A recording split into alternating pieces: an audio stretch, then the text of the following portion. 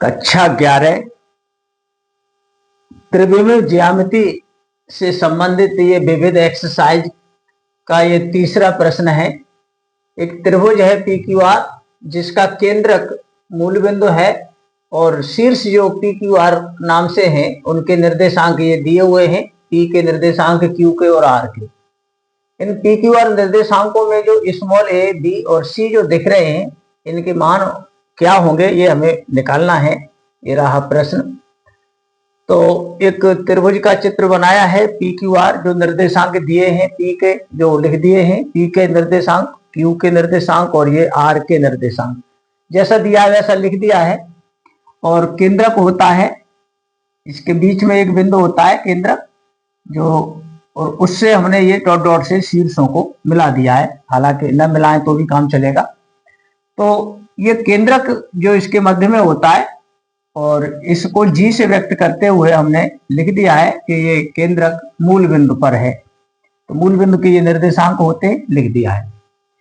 अब केंद्रक के निर्देशांक होते क्या है उनका ये फॉर्मूला हमने लिख दिया है। केंद्रक जी के निर्देशांक किसी भी त्रिभुज के हुआ करते हैं तीनों शीर्षों के निर्देशांकों में पहले निर्देशांकों का योग बटे 3, तीन निर्देशांकों में पहले निर्देशांक, जैसे P में पहला जो भी होगा उसे x1, Q में जो पहला होगा उसे x2 और R में जो पी क्यू आर है, R में जो पहला होगा निर्देशांक उसे x3 बटे 3। ऐसे ही दूसरे निर्देशांकों का योग बटे 3 और तीसरे निर्देशांकों का योग बटे 3। ये केंद्रक के निर्देशांकों का फॉर्मूला है और ये दिए हुए 0 0 0 के बराबर लगा देंगे, जहां हम इन्हों एक एक करके मान लगाएंगे। तो x1 का मान p के निर्देशांकों में मिलेगा 2a प्लस x2 q में मिलेगा -4 प्लस x3 r के पहले निर्देशांक होगा ये 8 है और बटे 3, ये तो हमने निकाला है। और ये दिया हुआ है जी के निर्देशांक में पहला निर्देशांक 0, ये बटे 3 0 की तरफ रेफर हो जाएंगे, वो 0 में मिल जाएंगे। 2a ये प्लस और माइनस मिला के माइनस होता है, 8 में से ये 4 घट के 4 बचे और 3 0 की तरफ पहुंच गए जो 0 ही हो गई। तो ये 2a बराबर यहां से निकल रहा है -4, अतः a बराबर निकला, ये 2 बटे में आ रहे हैं, -2 हो जाएगा। ये 2 4 के बटे में हो गए, a का मान निकल आया। अब दूसरे निर्देशांकों में मान लगाएंगे तो b निकल आएगा। y1 और y2 y3 के जब मान लगाएंगे दूसरे निर्देशांक लेंगे। p का दूसरा निर्देशांक लेते हैं 2 प्लस q का दूसरा लेते हैं 3b प्लस r का दूसरा लेते हैं 14 बटे 3 लिखते हैं और ये भी दिया हुआ है 0, ये दूसरे नंबर वाला 0। या अगली लाइन में इसको लिखेंगे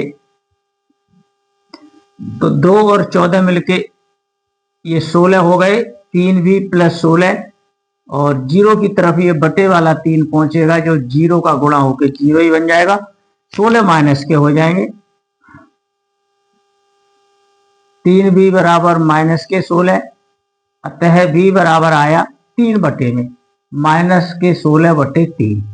ये b का मान लगाया, अब c का और निकलेगा।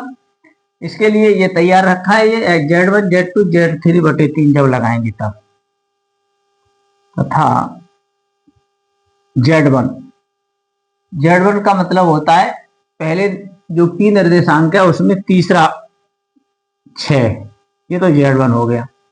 z2 q में मिलेगा तीसरे नंबर का -10 है ये, और r में तीसरे नंबर का 2c है और सबके बटे 3 और बराबर तीसरे नंबर का दिया हुआ था ये 0। या फिर उसी तरह से ये 3 0 की तरफ जाएंगे, 6 में से 10 घट के -4 प्लस का 2c, 0 गुणा 2 ये 2 है बटे 2, 0 गुणा 3 ये बटे वाला 3 इधर पहुंच गया जो जाके हो गया 0 ही। तो ये 2c बराबर ये -4 इधर इस पक्ष में आ गए, प्लस के हो गए, तो सी बराबर ये 2 4 के बटे हो गए तो 2 आया। अब इनको इकट्ठा करके ऐसे लिख देना चाहिए, ए बराबर पहले निकला -2, बी बराबर -16/3 और सी बराबर आया +2। इस तरह से ये ए बी सी के मान निकाले गए। प्रश्न पूरा हुआ है। धन्यवाद।